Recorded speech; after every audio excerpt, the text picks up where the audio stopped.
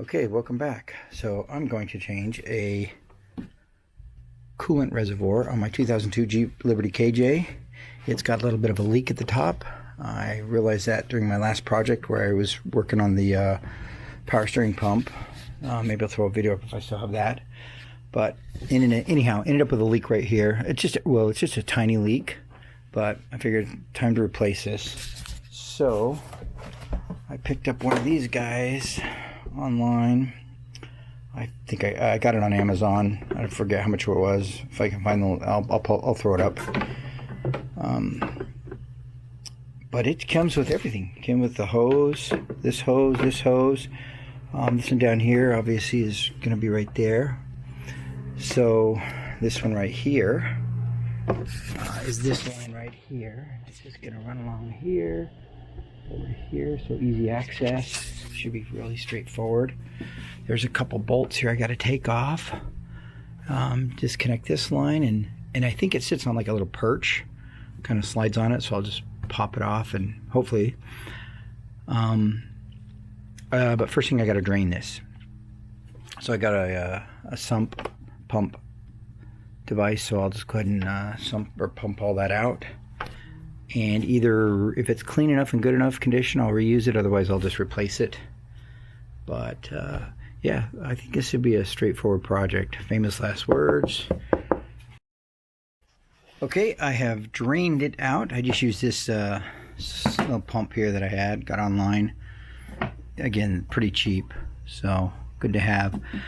I think obviously when I unclip this, when I unclip this, I'm probably going to get some spillage, unfortunately. So I'll put a drip pan underneath there and my bucket there. But that's my next step, is to remove this. And well, maybe I'll just go ahead and loosen these up now. Pull these off. Get this off, yeah. Put some paper towel down in there or something, just catch some of that stuff. That's next. Okay, these popped off pretty easy. This one's a little stiff, but I just did it with a little silicone lube, and then worked its way off between that. It's a 10mm wrench or socket, whatever you choose, whatever you can. This right here, like I've unclipped it, and I'm just letting it slowly drip out and get soaked up by the paper towels.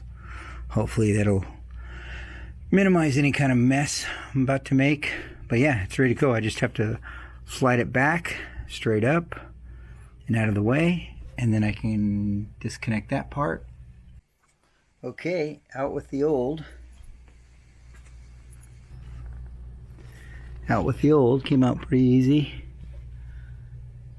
Didn't really spill anything over there. This is where I got some spillage, but not too bad. And this hose, I don't know if you can tell. Let me see if I can get in there close. It looks like it's in good condition, so I am not changing it. It wasn't leaking before. I don't really see any cracking or anything. The condition of it looks fairly decent. I mean, I suppose now would be the time to change it, but I don't have one, and I don't want to wait on one. And I think this one's okay for now, so I'm just going to go ahead and reuse it. So time to attach the new one. Okay, this is on now. This guy right here. Attached him. Pretty straightforward. Made a little bit of a spillage, but not too bad. Gotta just put these bolts on here. And that one, I might buff these out a little bit to clean them up a little bit before I throw them on, and then just run that line. This line right here. So that's next. Okay, it's installed. Got these bolts bolting down. One way, this is oops. So this here these are plastic, so you do want to be cautious of how tight you tighten these bolts, right? So I kind of gauged it like when I push down on this thing to turn it. If this thing had too much head play in it, then I knew I had to tighten it some more. So. But this is attached, bolts are attached, it's sitting on the perch fine. This is attached Okay, right there, that's done. I even, for nostalgia, I went ahead and cleaned the warning label and added it back on. So all I have to do now is fill it back up. That's next.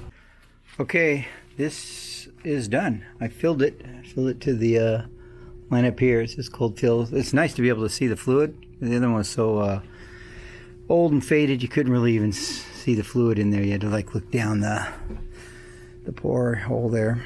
But this is all done. It's in place, ready to go. I'm just going to start it up. I dried off the hose around here, made sure there's nothing leaking there, or there's no moisture or antifreeze or anything off that. Same with over there, although that was never a problem. And yeah, so I'm just gonna go ahead and start it up and run it and make sure that there's no leaks anywhere, and call this one done. Clean up my mess and call it done. All in all, it's got to be maybe an hour job or less. If I hadn't been stopping and recording every few minutes.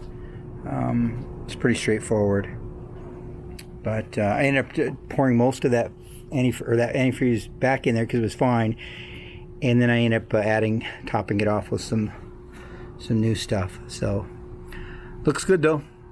Give it a start and see how it goes.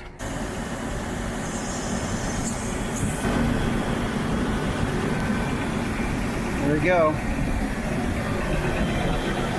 Dropped a little. I should probably add a little bit more. I will. Yeah, I'll add a little bit more. But this is done.